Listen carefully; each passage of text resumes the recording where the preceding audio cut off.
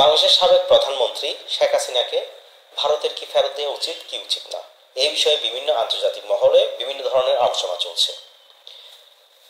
এই সংক্রান্ত বিষয়ে আন্তর্জাতিক অপরাধ ট্রাইব্যুনালের চিফ প্রসিকিউটরের বিশেষ পরামর্শক টবি ক্যাটম্যান বলেছেন যে ভারত যেহেতু একটি গণতান্ত্রিক দেশ, তাহলে সেই গণতান্ত্রিক দেশ হিসেবে শেখ হাসিনাকে ফেরত দেওয়া উচিত। আন্তর্জাতিক অপরাধ আদালত আইসিসির সহযোগিতায় বাংলাদেশ চাইলে শেখ হাসিনাকে ফেরত নেওয়ার জন্য আবেদন করতে পারে। আন্তর্জাতিক অপরাধ ট্রাইব্যুনালের প্রসিকিউশন টিম ও তদন্ত সংস্থার সাথে বৈঠক শেষে এইসব কথা বলেছেন ট্রাইব্যুনালের চিফ প্রসিকিউটরের এই বিশেষ পরামর্শক। আন্তর্জাতিক অপরাধ আদালত আইসিসিতে যুদ্ধাপরাধ ও মানবতা বিরোধী অপরাধের মামলা পরিচালনার অভিজ্ঞতা রয়েছে ব্রিটিশ আইনজীবী টবি ক্যাটম্যানের। শেখ হাসিনার বিরুদ্ধে জুলাই-আগস্টের গণহত্যার মামলায় সহযোগিতা করতে ট্রাইব্যুনালের চিফ প্রসিকিউটরের বিশেষ পরামর্শক হিসেবে বাংলাদেশে এলেন টবি ক্যাটম্যান। তিনি বলেন, I have been here in a new country. The ICC under the previous government was politically manipulated. A new chapter and a chapter aimed towards justice, not retribution and not revenge.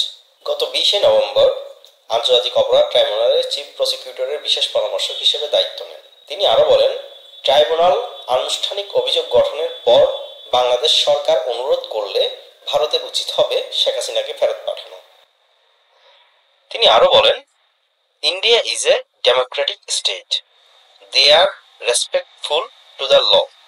So if Sheikh Hasina is convicted, India will send Sheikh Hasina back to the country, respecting the judicial system of Bangladesh.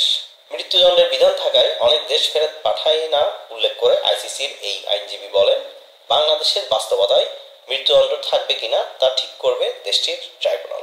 ট্রাইব্যুনালের chief prosecutor Tajul Islam বলেন, প্রসিকিউশনের বিভিন্ন উদ্যোগে সন্তুষ্টি প্রকাশ করেছেন টবি Catman. তিনি বলেছেন, আইন যা সংশোধিত হয়েছে সেগুলো কাজের হয়েছে। আরও 2-1টি বিষয় সংশোধনের প্রয়োজন হতে পারে।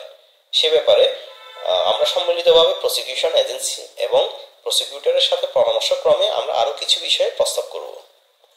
টবি ক্যাটম্যান বলেন, আসামিরা চাইলে বিদেশি পরামর্শক রাখতে পারবেন, তবে আইনজীবী নিয়োগ দিতে হলে অনুমতি লাগবে বার কাউন্সিলের। ভারত বাংলাদেশ সম্পর্কে গলার কাটা হয়ে আছে শেখ হাসিনা ইস্যুটি। এতদিন ধরে বাংলাদেশের সাবেক প্রধানমন্ত্রী শেখ হাসিনা অডিও মাধ্যমে বিভিন্ন ধরনের বক্তৃতা, তার বক্তব্য উপস্থাপন করে আসছিলেন জনশ্রুতি মতে। কিন্তু রিসেন্টলি লন্ডনে তিনি প্রকাশ্যে এসে বক্তৃতা দেন।